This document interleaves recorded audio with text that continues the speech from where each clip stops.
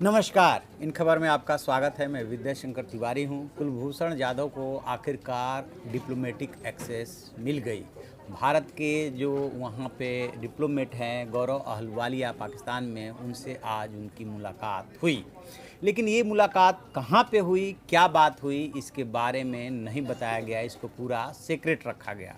बताया ये जा रहा है कि बताने से उनकी सुरक्षा को खतरा हो रहा था, इसलिए मीडिया को ये बताया ही नहीं गया कि ये मुलाकात कहाँ पे हो रही है। मुलाकात 2 घंटे के लिए तय थी, चली 2.5 घंटे। बात क्या हुई ये नहीं पता चला।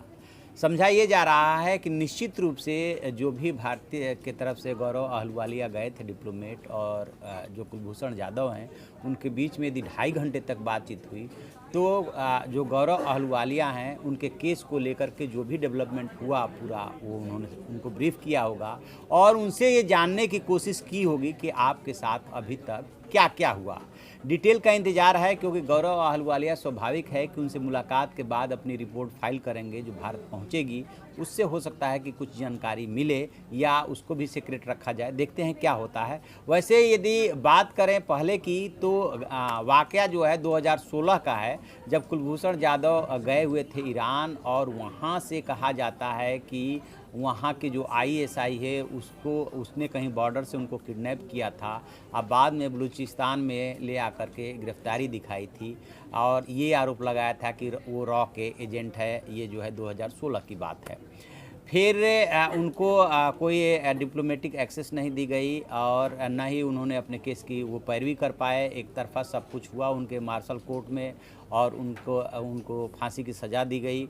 ये बात अलग है कि बाद में भारत जो है इस मामले को लेकर के इंटरनेशनल कोर्ट ऑफ जस्टिस में पहुंचा और वहां से जो अभी कुछ दिनों पहले फांसी पे रोक लगा दी गई। इस बीच एक घटनाक्रम हुआ था जो मीडिया में सुर्खियां बना था। वो ये कि 2017 में उनके परिवार के लोग उनसे मिलने के लिए गए थे।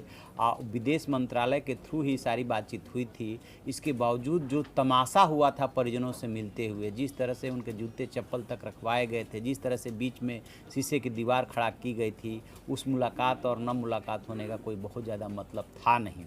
और उस घटनाक्रम के बाद ही उनको फांसी की सज़ा दी गई, जिसके विरोध में जो है इंटरनेशनल कोर्ट ऑफ जस्टिस में भारत पहुंचा और वहां से उनको रिलीफ मिला। पहले फांसी पे रोक लगाई गई और उसके बाद जब फाइनल वर्डिक्ट आया तो ये कहा गया कि इसको रिव्यू करे पाकिस्तान।